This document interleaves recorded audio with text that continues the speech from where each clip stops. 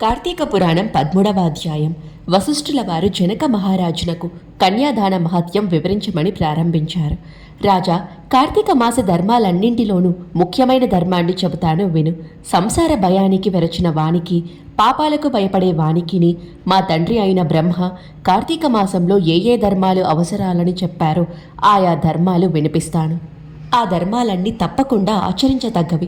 ఆ విధంగా ఆచరించకపోయినట్లయితే దుఃఖాలకు గురి కావలసి వస్తుంది.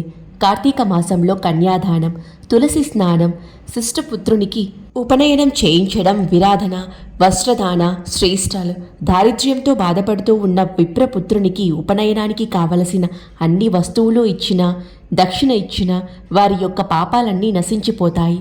గాయత్రి ఉపదేశ నిమిత్తం ద్రవ్యాన్ని ఇచ్చేవానికి సంప్రాప్తించే పుణ్యం గురించి చెబుతాను విను. ఓ రాజా, అగమ్య గమనాది పాపాలు, బ్రాహ్మణ హత్యాదులు, ఇంకా అనేక రకాలైన ఉగ్ర పాపాలు భస్మమైపోతాయి. గాయత్రి జపం చేయటం, దేవ పూజ చేయటం, వేదాధ్యయన చేయటం, వీటి వల్ల కలిగే పుణ్యాలన్నింటినీ వర్ణించడం సాధ్యం కాదు. 10,000 కోడేర్లు కట్టించడం, 100 రావి చెట్లు నాటించడం, బావులు, నడబావులు కోట్ల కొలది త్రవ్వించడం, నందనవనం పాలించుట వంటివి చేయుట వలన గాయత్రి ఉపదేశం చేయించడం వల్ల వచ్చే పుణ్యం అంతా ఇంతా కాదు. వైశాఖ మాసంలోన, కార్తీక మాసంలోన ఉపనయన దానం వేదవేత్తలైన సాధు బ్రాహ్మణ బిడ్డలకు శాస్త్ర ప్రకారం ఎవరు చేయిస్తారో వారికి అపారమైన ఫలితం కలుగుతుందని ధర్మవేత్తలైన మునులు చెబుతూ ఉంటారు. కార్తీక మాసాన అటువంటి సాధు బ్రాహ్మణులకు ఉపనయనం చేయించడం వల్ల కలిగే పుణ్యం అంతా ఇంతా కాదు అని చెప్పడానికి ముల్లోకాలలో తగిన వాడే లేడు. ఉపనయన దానం అనేది తీర్థయాత్రలు చేయటం, దేవ బ్రాహ్మణులను సంతృప్తిపరచడం, వాటి వలన కలిగే ఫలితాన్ని ఇచ్చును. కార్తీక మాసంలో దానాల్ని ఇచ్చి భక్తితో కన్యాదానం చేసినట్లయితే ఆ విధంగా చేసిన వారికి అన్ని పాపాలు తొలగిపోయి పితృదేవతల యొక్క స్థానాన్ని, బ్రహ్మపదాన్ని పొందుతాడు. ఈ విషయంలో ఒక ఇతిహాసం ఉంది, అది నీకు వినిపిస్తాను విను. ద్వాపర యుగంలో వంగదేశాన సువీరుడు అనే పేరు గల ధర్మాత్ముడైన క్షత్రియుడు ఒకడు ఉండేవాడు. వాడు గొప్ప బాహుబల పరాక్రమాలు కలవాడు. అతనికి చిరుత, జింక కన్నుల వంటి కన్నులున్న భార్య ఉంది. వాడు విధివశమున వలన దాయాదుల మూలంగా రాజ్యాన్ని పోగొట్టుకొని ఒక అడవిలో తలదాచుకున్నాడు. ధనం లేకపోవటం వల్ల మహా దుఃఖాన్ని పొందుతూ భార్యతో కూడి చోరరాని చోర అరణ్యంలో తిరుగుతూ ఉన్నాడు. అతనితో పాటు అతని భార్య కూడా గర్భవతి అయి ఉండి కూడా ఆకులు అలమలు తింటూ శ్రమలు పడుతోంది. ఆ సువీరుడు నర్మదా నదీ తీరంలో ఒక పర్ణశాల నిర్మించుకున్నాడు. అక్కడ వారికి ఒక కుమార్తె కలిగింది. సువీరుడు తాను పూర్వం చేసిన పాపాలను తలుచుకుంటూ ఆ బిడ్డను పెంచుతూ ఉన్నాడు. ఆ బిడ్డ పూర్వజన్మ వలన రూపలావణ్యరాలు అయ్యి చూసే వాళ్లకు కన్నుల పండగ చేస్తోంది. ఆమె దినాభివృద్ధి పొందుతూ యుక్త వయస్కురాలయ్యింది. రూపలావణ్యాలతో కూడిన ఆ కన్యనొక ముని కుమారుడు వలచి వచ్చి తనకిచ్చి పెండ్లి చేయమని సువీరుడిని అడిగాడు.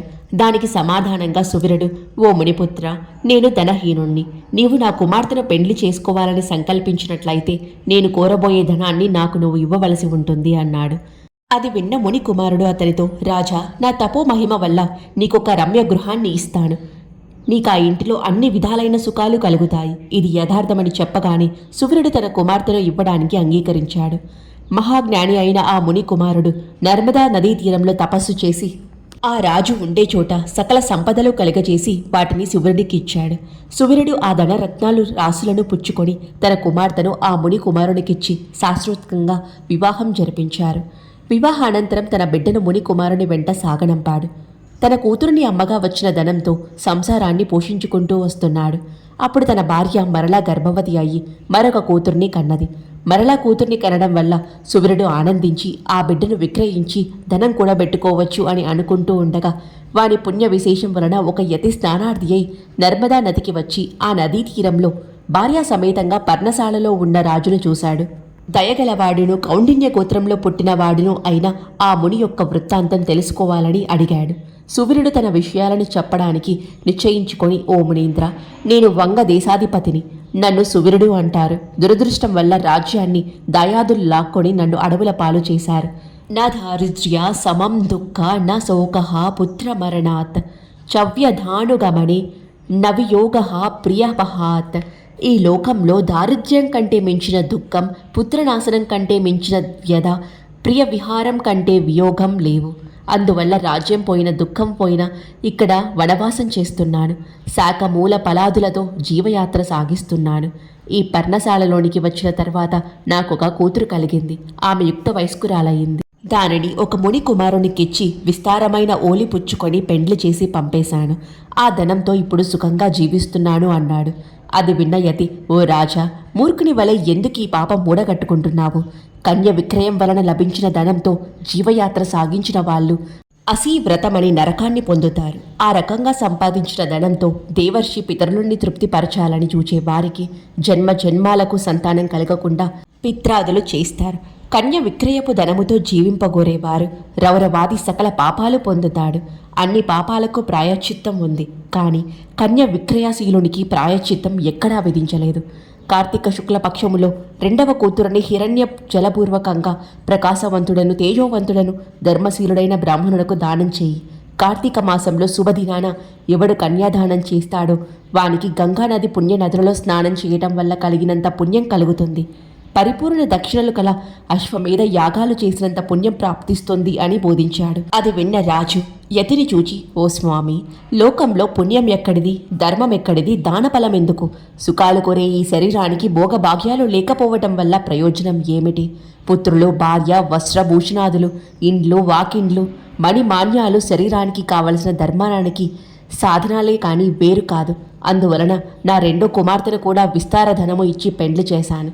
ఈ విషయాలు నాకు నీవు ఉపదేశించనక్కర్లేదు అన్నాడు. అది విన్న యతి మరమాట పలకకుండా నర్మదా నదీ తీరానికి పోయాడు. తర్వాత కొంతకాలానికి అతడు మరణించాడు. యమదూతలు వచ్చి పాపాత్ముడైన ఆ రాజును పేడ రెక్కలు విరచికట్టి దక్షిణ దిక్కులో ఉన్న యమలోకానికి తీసుకొని పోయారు. యమధర్మరాజు వారిని చూసి కండ్లెర్ర చేసి వాడికి నరక యాతనలు చూపించాడు. ఘోరమైన అసీపత్రములో పితరులతో కూడా త్రోసేశాడు. ఆ సూర్యుని వంశం వాడైన శత్రుకీర్తి అనే రాజు సకల ధర్మాల్ని ఆచరిస్తూ 100 యజ్ఞాలు చేశాడు. రాజ్యాన్ని నీతితో పరిపాలించాడు. మరణాంతరము స్వర్గమునకు వెళ్లి దేవతలచే కొలవబడుతున్నాడు. సూర్యుని వంశం వాడైన శృతకీర్తి అనే కర్మశేషం వల్ల పితరులతో నరకాన్ని పొంది అక్కడ నరక బాధలు పడుతూ తనకా గతి పట్టడానికి గల కారణం గురించి తలపోశాడు.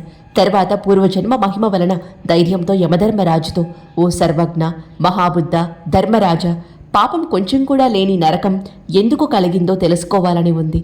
పూర్వులైన మహారుషులు చెప్పిన అన్ని ధర్మాలు నాకు నరకం రావడం వల్ల వృధా అవుతాయి. నేను స్వర్గాన్ని కోల్పోయి నరకాన్ని పొందడం న్యాయం కాదన్నాడు.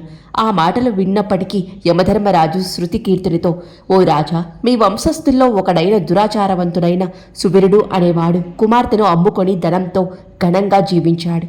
ఆ దురాచారాల వల్ల స్వర్గంలో ఉన్న అతని పితరులు కూడా భ్రష్టులైపోయారు. వాళ్ళు భూలోకంలో దుష్టయోనులలో పుట్టక తప్పదు. అతని రెండవ కుమార్తె నర్మదా తీరంలో తల్లి దగ్గర పెరుగుతోంది. నా అనుగ్రహం వల్ల ఈ దేహంతోనే భూలోకం వెళ్ళు. అక్కడ అనేక మంది మహర్షులున్నారు. వారికి ఈ సంగతి చెప్పు. ఆ అమ్మాయిని వేదాధ్యయన సంపన్నుడు అయిన ఒక బ్రాహ్మణునికి సాలంకృత అయిన కన్యను కార్తీక మాసంలో కన్యాదానం చేస్తాడు. వాడు అన్ని లోకాలకు అధిపతి అవుతాడు. పుత్రిక విహీనుడైనట్లయితే దాని విలువ ఇవ్వాలి. ఆవును ఎద్దును కన్యాదానం యొక్క విలువ కలిగినవని అంటారు. అందుచేత ఆవును ఎద్దును దానం చేసినట్లయితే కన్యాదానం చేసిన ఫలితం దక్కుతుంది. నీవు బ్రాహ్మణులకు కన్యాదానం మూల్యాన్ని యథావిధిగా దానం చేయి. దాని వలన పితరులంతా సంతోషిస్తారు అన్నాడు. శృతకీర్తి దానికి అంగీకరించి నర్మదా నది తీరానికి వచ్చి ఆ రాజకుమార్తెను సర్వభూషణాలంకృతుని చేసి కార్తీక మాసంలో యథావిధిగా వివాహం జరిపించాడు. ఆ పుణ్య ప్రభావం వలన యమపాశాన్ నుంచి విముక్తి కలిగి స్వర్గాన్ని పొంది సంతోషంగా ఉన్నాడు. ఆ శృతకీర్తి కన్యాదాన మూల్యాన్ని 10 మంది బ్రాహ్మణులకు దానం చేసి ఉండటం వల్ల అతని పితరులంతా తక్షణమే పుణ్యలోకాలు పొందుతారు. కాబట్టి ఎవడు కార్తీక మాసంలో కన్యాదానం చేస్తాడో వాడు బ్రహ్మహత్యాది సకల పాపాల నుండి విముక్తి పొందుతాడు. వివాహ నిమిత్తం వక్సహాయం చేసిన వారికి కలిగే పుణ్యం అపారంగా ఉంటుంది. కార్తీక వ్రత నిష్ఠ గల వాళ్లకు విష్ణు సాముజ్యము, లేని వాళ్లకు రౌరవము ప్రాప్తిస్తుంది.